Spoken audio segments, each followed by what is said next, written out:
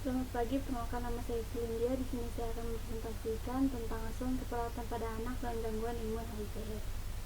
Yang pertama ada definisi. HIV atau Human Immunodeficiency Virus adalah virus yang dapat menyebabkan AIDS. HIV termasuk keluarga virus retro, yaitu virus yang memasukkan materi gennya ke dalam sel tuan rumah ketika melakukan cara infeksi dengan cara berbeda, yaitu dari RNA menjadi DNA, yang kemudian menyatu dalam DNA sel tuan rumah, membentuk provirus dan kemudian melakukan replikasi. AIDS atau Acquired Immune Deficiency Syndrome merupakan dampak atau efek dari perkembangbiakan virus HIV dalam tubuh makhluk hidup. Virus HIV membutuhkan waktu untuk menyebabkan sindrom AIDS yang mematikan dan sangat berbahaya.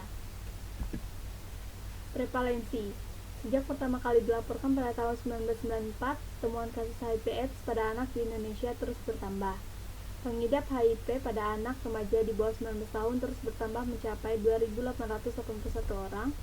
Jumlah tersebut meningkat dari tahun 2010, yaitu sebanyak 1.622 anak terinfeksi HIV.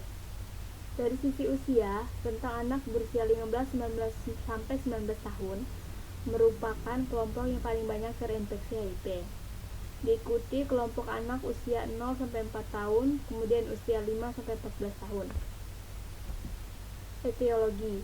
Penyebab HIV/AIDS yaitu golongan virus retro yang disebut Human Immunodeficiency Virus. Transmisi infeksi HIV dan AIDS terdiri dari 5 fase, yaitu yang pertama, periode jendela. Selamanya 4 minggu sampai 6 bulan setelah infeksi, tidak ada gejala. Fase infeksi HIV primer akut, lamanya 1-2 minggu dengan gejala flu-like illness. Yang ketiga, infeksi asimptomatik, lamanya 1-15 atau lebih tahun dengan gejala tidak ada. Yang keempat, supresi imun simptomatik, yaitu di atas 3 tahun dengan gejala demam, keringat malam, BB menurun, diare, neuropati, lemah, ras, limfadenopati, lesi mulut. Yang kelima, AIDS, lamanya bervariasi antara 1-5 tahun dari kondisi AIDS pertama kali ditegakkan. Patofisiologi. Penyakit AIDS disebabkan oleh virus HIV. Masa inkubasi AIDS diperkirakan antara 10 minggu sampai 10 tahun. Diperkirakan sekitar 50% orang yang terinfeksi HIV akan menunjukkan gejala AIDS dalam 5 tahun pertama, dan mencapai 70% dalam 10 tahun akan mendapat AIDS. Berbeda dengan virus lain yang menyerang sel target dalam waktu singkat, virus HIV menyerang sel target dalam jangka waktu lama. Supaya terjadi infeksi, yaitu virus harus masuk ke dalam sel, dalam hal ini sel darah putih yang dimaksud limfosit. Di dalam sel, virus berkembang biak dan pada akhirnya menghancurkan sel serta melepaskan partikel virus yang baru. Partikel virus yang baru kemudian menginfeksi limfosit lainnya dan menghancurkan virus dan menempel pada limfosit yang memiliki suatu reseptor protein yang disebut CD4 yang terdapat di dalam selaput bagian luar. Ini untuk pathway dari HIV/AIDS. Manifestasi klinis yang pertama yaitu AIDS dicurigai pada orang dewasa bila ada paling sedikit 2 gejala mayor dan 1 gejala minor.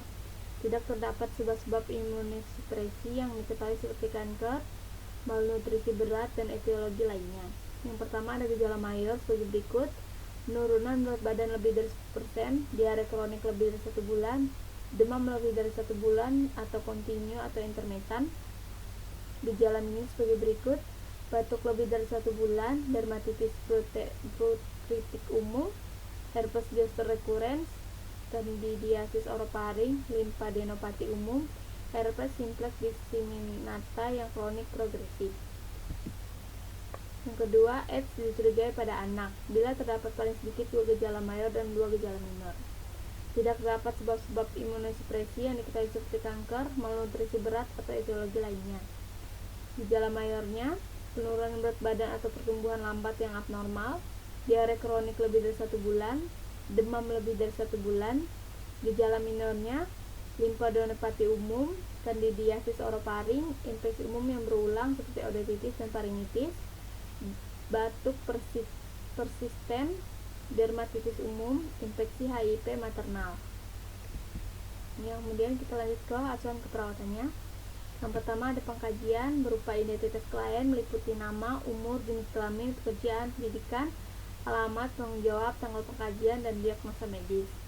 Pada pengkajian anak HIV positif atau AIDS, rata-rata anak perintal sekitar umur 9-17 tahun. Keluhan utama, sesak napas, demam, dan diare berkepanjangan. Riwayat penyakit sekarang, klien mengeluh sesak napas sejak 1 minggu lalu disertai batuk berdahak, sering keluar keringat dingin pada malam hari, dan badannya terasa lemas.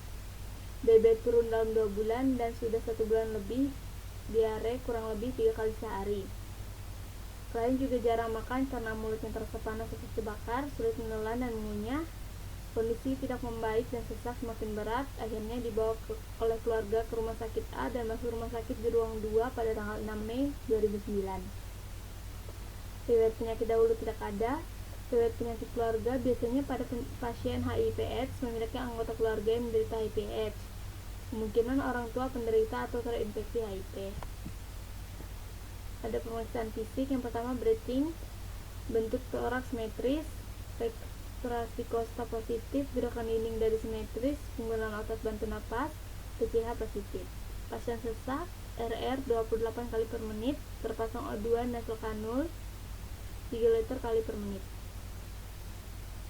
Batuk, sekret berlebih, ronki, hemotop tidak ada, blood, tekanan darah 110-70 per 70 mmHg, nadi 82 kali per menit, suhu 38 derajat Celcius. BJ 1 atau 2 tunggal, nyeri dada tidak ada, akra hangat, CRT kurang lebih 2 detik, sering berkeringat malam, stenosis. Brain, kesadaran kompos mentis, GCS 456, kadang-kadang pusing. Bladder, urin produksi oliguria sampai anuria 400 ml per 24 jam, frekuensi berkurang. Bol, BB sekarang 28 kilo, sebelum sakit 40 kilo. Diare berupa cair 3 kali per hari, kurang lebih 100 cc tiap kali diare. Nafsu makan turun, sariawan berlebih, ada bercak atau plak berwarna putih pada bukal mukosa dan lidah, bau mulut iya, perdarahan atau penggosok bibir dan lidah tidak ada. Mual muntah tidak ada, sulit menelan dan mengunyah, bising usus 15 kali per menit, nyeri abdomen tidak ada, rasa terbakar pada mulut. Bone, warna kulit tidak pucat, edem tidak ada, rom bebas, kekuatan otot 5 pada keempat ekstremitas. Tegor kulit menurun, terpasang infus RD5 pada tangan kiri. Analisa data, yang pertama data subjektifnya yaitu klien mengeluh sesak napas sejak 1 minggu. Data objektifnya batuk berdahak, ronki, masalah keperawatan yang mungkin muncul yaitu pola napas tidak efektif. Data subjektif tidak ada. Data objektifnya nafsu makan menurun, sulit menelan dan mengunyah, berat badan menurun, diare dalam 1 bulan, masalah keperawatannya defisit nutrisi. Data subjektif tidak ada. Data objektifnya mulut terasa panas seperti bakar, sariawan, ada bercak atau plak pada bukal mukosa atau lidah, masalah keperawatannya risiko infeksi.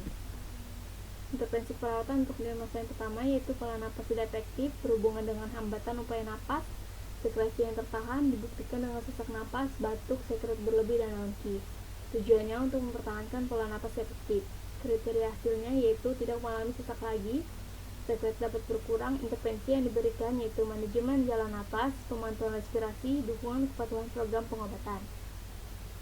Untuk diagnosa yang kedua, intervensinya yaitu defisit nutrisi pada berhubungan dengan ketidakmampuan menelan dan mencerna makanan, dibuktikan dengan nafsu makan menurun, sulit menelan dan mengunyah, berat badan menurun, diare dalam 1 bulan. Tujuan, status nutrisi terpenuhi dan meningkat. Kriteria hasil, kekuatan otot menelan dan mengunyah meningkat, diare berkurang, berat badan meningkat. Intervensi diberikan manajemen nutrisi, provinsi berat badan, dukungan kepatuhan program pengobatan, pemantauan cairan, manajemen diare, pemberian obat intravena. Untuk diagnosa yang ketiga, risiko infeksi berhubungan dengan imunodefiensi, dibuktikan dengan mulut terasa panas seperti bakar, sariawan, ada bercak atau plak pada bukal mukosa atau lidah. Tujuannya untuk mengurangi risiko terjadinya infeksi. Kriteria hasilnya infeksi berkurang. Intervensi yang diberikan yaitu manajemen imunisasi atau vaksinasi, pencegahan infeksi, pemberian obat intravena. Pemeriksaan penunjang, tes lab. Yang pertama serologis, tes antibody serum, screening human immunodeficiency virus HIV dan ELISA. Hasil tes positif tapi bukan merupakan diagnosa. Tes blood western mengkonfirmasi diagnosa human immunodeficiency virus. Sel T limfosit penurunan jumlah total. Sel T4 helper indikator sistem imun jumlah kurang lebih 200. T8 sel suppressor sitofatik rasio terbalik 2:1 atau lebih besar dari sel suppressor pada sel helper T8 ke T4 mengindikasikan supresi imun. P24 protein pembungkus human immunodeficiency virus peningkatan nilai kuantitatif protein mengidentifikasi progresi infeksi. Kadar IG meningkat terutama IgA, IgG, IgM yang normal atau mendekati normal. Reaksi rantai polimerase mendeteksi DNA virus dalam jumlah sedikit pada infeksi sel. Tes PHS pembungkus hepatitis B dan antibodi Phyllis CM4 CMV mungkin positif. Pemeriksaan yang kedua yaitu tes HIV. Tes HIV umum termasuk immunosyenzim HIV dan pengujian Western blot dilakukan untuk mendeteksi antibodi HIV pada serum plasma, cairan mulut, darah kering atau urin. Yang ketiga, tes untuk deteksi gangguan sistem imun. Yang pertama ada LAD, CD4 limfosit, rasio CD4 atau CD8 limfosit, serum mikroglobulin B2, kadar imunoglobulin. Sekian presentasi dari saya, kurang lebihnya saya mohon maaf. Saya ucapkan terima kasih.